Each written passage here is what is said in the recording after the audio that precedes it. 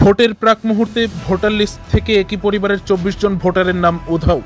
সুষ্ঠু তদন্তক্রমে পুনরায় নাম নথিভুক্ত করার জন্য মহকুমা শাসকের নিকট লিখিত আবেদন।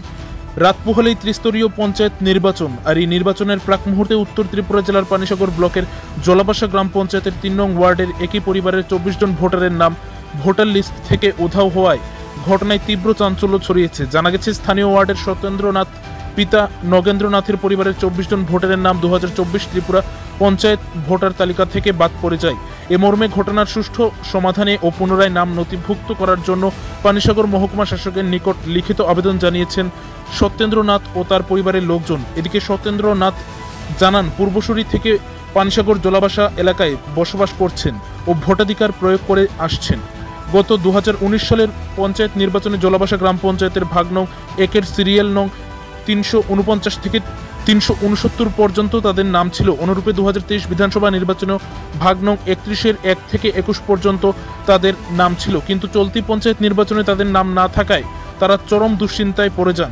৭ই আগস্ট বুধবার রাত আনুমানিক ৯টা ৩০ মিনিট নাগাদ ওনার নিজ বাসভবনে একটি সাক্ষাৎকারে এমনটাই জানান তিনি জানান, পঞ্চায়েত নির্বাচনে পরিবারের লোকজন ভোট দিতে না পারায় মানসিকভাবে ভেঙে পড়েছেন। তবে কী কারণে বা কেন তাদের পরিবারের নাম কাটা পড়ল তার সুষ্ঠু তদন্তের জন্য মহকুমা শাসকের শরণাপন্ন হয়েছেন। প্রয়োজনে নির্বাচন কমিশনের দ্বারস্থ হতেও প্রস্তুত বলে তিনি জানান।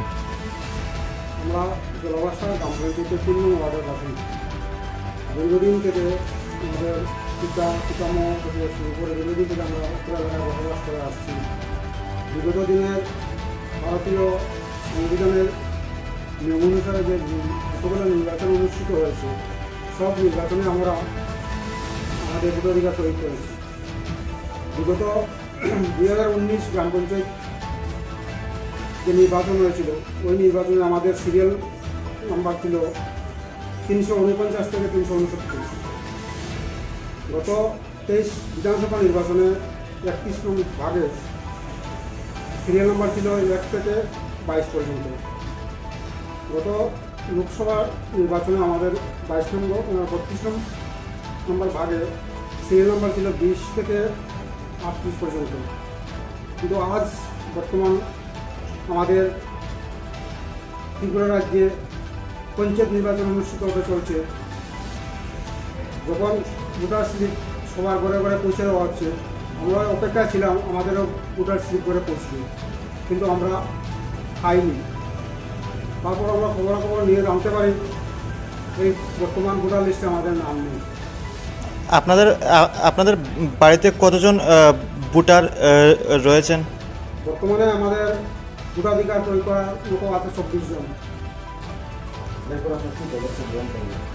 তো আমরা এমন অবস্থায় কী করি, আমাদের এমন একটা জায়গায় পৌঁছে দেওয়া হয়েছে যেখানে ভোটার লিস্ট থেকে যখন কারোর নাম ডিলিট করা হয় মৃত হলে ডিলিট করা হয়, না হলে ওখান থেকে ট্রান্সফার নিলে ডিলিট করা হয়। কিন্তু আমাদের কোন অবস্থা তারা রেখেছে আমরা নিজে বুঝে উঠতে পারছি না পারার কারণে আজ আমরা মহকুমা শাসকের নিকট আমরা শরণাপন্ন হয়েছি।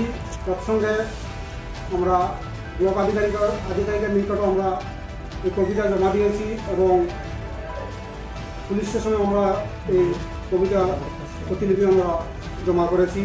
তৎসঙ্গে আমরা ডিএমের কাছেও একটা কবি প্রেরণ করবো এবং ত্রিপুরা ইলেকশন কমিশনের কাছেও আমরা একটা কবি প্রেরণ করার চেষ্টা করছি। আমরা চাই আমাদের সুষ্ঠু তদন্তক্রমে আমরা আমাদের ভোটাধিকার থেকে কেন বঞ্চিত হয়েছি তার সুষ্ঠু বিচার চাই।